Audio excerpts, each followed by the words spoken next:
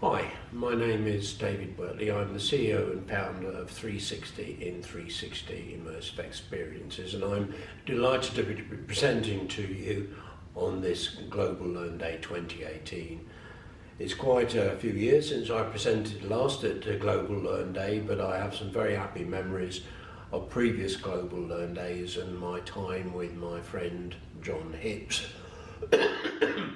Today I apologise for not being able to speak to you live, but I'm currently in Kuala Lumpur, and at the time I shall be scheduled to speak to you, I will be on a plane on my way back to London Heathrow. So I'm making this recording of the presentation that I would like to have given you live. What I'm going to be talking about is the impact of disruptive digital technologies on education and the role of teachers. And really it's a story of the future of two children. The first of these in 1950 is based on myself. So if you can cast your mind back or imagine being in 1950, and think about what the future would hold and the role of technology in a child of that time. And I want to compare that with the situation today, where you can see a picture of a young baby with an iPad. What does the future hold for the children of today, and what is the role of technology and teachers in that future? Well, when I was a child in the 1950s, I was born in 1949, I had in mind a dream job. And the characteristics of that dream job were not really that dissimilar to the kinds of dream jobs that children might want today. It was a job that provided good training. It gave me a long-term career based on using my brains, my judgment, experience and skills. It would have been a job for life. It provided security and good income. It gave me an opportunity to travel, which I love. It was a responsible job, and it was a job that offered status and respect in the community. I put a question mark there because I want to reveal what my dream job was and the implications of what would have happened if I'd got that dream job when I was a child. So when we think about the kinds of technologies that enable learning and development, today we tend to think of virtual reality, we think of games-based learning, we think of MOOCs, we think of a wide range of technologies which make education available on a large scale, such as we have today with Global Learn Day. But I don't think you should forget that many technologies that enable learning and development weren't designed for that purpose. So in my case, the technologies which helped my learning and development were things like the motor car and the steam train. My uncle was the first person in our street to own a car, and it was the fact that he was able to take his family and my family away on holidays and to places that we would not otherwise be able to visit that helped with my learning and development. And the same is true of steam trains. My grandfather was a railway man, and it was the fact that I went away on steam trains with my granddad and grandma at weekends, and I was taken to places that I would not otherwise have gone to. So I went to London as a small child, and I went to Sheffield, and many other children of my age didn't get that opportunity.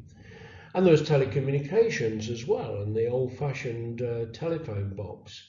And in my day, before the invention of computers or the widespread use of computers, my equivalent of Google would be the Encyclopedia Britannica. So if I wanted to know about something, I would have a bookshelf and I could refer to different encyclopedia books.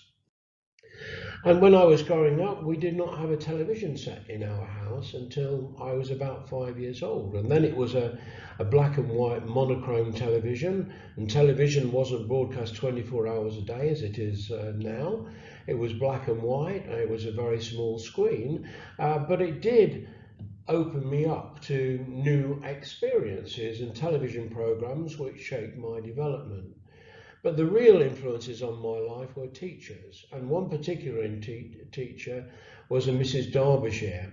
And I remember on a Tuesday afternoon we used to sit around in a circle with Mrs. Derbyshire, and she'd read us stories from Biggles. And it was this experience that gave me the love of books, of literature, and of writing, and trying to communicate to other people. So when I look back now at how I did against my dream job in the 1950s, the dream job that I had in mind was I wanted to be an engine driver. I wanted to be a man who drove steam trains.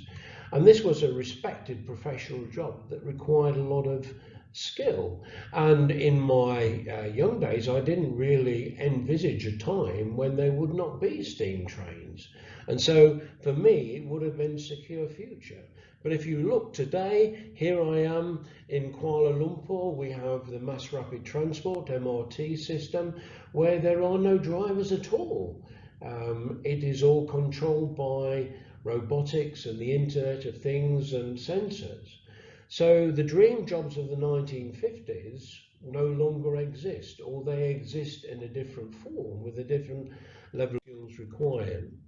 So if I look at the enabling technology timeline from 1950 to the present time, for the first 40 years, if you look at the developments in technology of cars, of railway transport, of communications and of television, they really didn't advance enormously in the first 40 years of my life. But if you look now at the changes in technology of cars, where we've got automated vehicles now and robotics, where we've got driverless trains, where we've got smartphones, and where we've got media on demand, not just through a television set, but through a wide range of devices, there's been phenomenal changes in the last 30 years. So it's a time of exponential change. And this is a graph that was produced by Ray Kurzweil to show how the technology is changing exponentially, and some of the impacts of things like artificial intelligence. And don't forget that this is a logarithmic scale, so the graph is actually even steeper than it thinks. So when we look at the impact of a change today, what felt gradual in the first 40 years of my life now is beginning to feel really sudden. And there have been almost unimaginable changes during my lifetime. And the role of teachers has changed during that period. And teachers have gone from transferers of knowledge and skills into playing the role of coaches, guides, and mentors. And with this change comes an apparent shift in responsibility, and it's quite well articulated by this cartoon that shows in 1969 when a schoolboy doesn't get very good marks. He goes in front of the teacher and the parent is asking the child to explain why he's got bad marks. But today it's quite likely if a child gets bad marks, the parents will go to the teacher and ask the teacher to explain why the child has got bad marks. So who is responsible for the future of education? It's a big issue. And if you look at the changes in educational technology, and a picture here of me with a virtual reality headset, what does it mean when technologies enable self-directed and peer-to-peer learning on demand, not in a formal classroom session? And when this training and education can be personalized to the needs and interests of the user through artificial intelligence. I've shown an example here. This is a video that I made whilst I was here in Kuala Lumpur, and it's an aerial video of a drone flying through the Bukit Bintang area of Kuala Lumpur on a night flight. And it's interesting because if you think about what was required to make this video, it was only myself, a drone, and a smartphone and a laptop. I did not need any other human being to make this video. So the artificial intelligence played an enormous role in making sure that the drone flew safely and avoided any obstacles, and enabled me to record this without the help of any other human being. And that's something that I could not have done myself even as little time ago as a couple of years. So what does the future hold? Is it a bleak future for the children of today? Are they going to be so influenced and so controlled by technology that the impact of human beings on their lives is going to be lessened? Well, it's certainly true that the next generation have very different expectations of education. But the question I ask is, are we preparing students for jobs that exist today but won't exist tomorrow? And should we focus on vocational skills where human beings still excel over artificial intelligence? And I believe we do have a massive problem potentially with graduate unemployment. We are educating people at university and they understandably have an expectation of getting a good professional job at the end of it. But that won't necessarily be true. And what is likely to be the impact of creating a large population of graduates who've developed these skills but find that their expectations of a professional career are not being met? Well, I think a combination of human skills and immersive technologies that can help with experiential and problem-based learning. I think this is very important as a mechanism for preserving our humanity and our cultural heritage. And I also think it's important to recognize the value of making things. So the role of the maker education mindset, I think, is very important.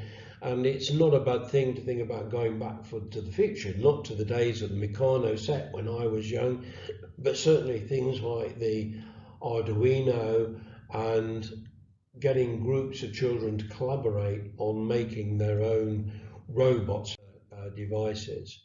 So when we look at the timeline now from 1988, we've already said there's been great changes in the next 30 years, but what are going to be the likely changes in the next 30 years? Well, if Ray Kurzweil's vision is true, the vision of singularity where there will be this blending of human beings and machines, are we going to find ourselves in a future where education and knowledge can be transferred electronically into digitally enhanced brains? I don't know the answer to this, but what I would say in conclusion is that we have to recognize that although artificial intelligence and some of these enabling technologies are very empowering to us as human beings, and we all make use of them in our daily lives, these technologies have the potential to decimate many of the jobs that exist today. And I think it's important to foster creative and vocational skills where human beings still have an advantage over machines and technology, and where there likes to be better job opportunities. So for example, electricians, plumbers, nurses, painters, decorators, the caring profession, artists, etc. So I think we are in danger of losing control and responsibility for our futures, and we need to make sure that we use technology to harness our humanity and not destroy it. So the human qualities of teachers as guides, coaches and mentors are absolutely vital for our future generations. I've written a book on the subject. It's called Gadgets to God, and essentially the message, which is based on charting my experience of our changing relationship with technology in my lifetime, is that at the time when I was born in 1949, human beings had to use their skill and intelligence to get the best from machines. But today, increasingly, I think we've already reached a tipping point where machine intelligence is being used to get the best out of human beings. And that creates a dependence, And it's that dependence on technology that really worries me. So I think it's very important that when we think about how we use enabling technologies in our learning and development, we should use them to foster our humanity and not damage it. Well, thank you very much for joining Global Learn Day and listening to my presentation. If you have any questions for me, I'm sure you'll be able to leave them in the form of text messages, and as soon as I get back to the UK, I'll do my best to respond to them. So enjoy the rest of Global Learn Day, and sorry once again that I wasn't able to join you in person live. Thank you.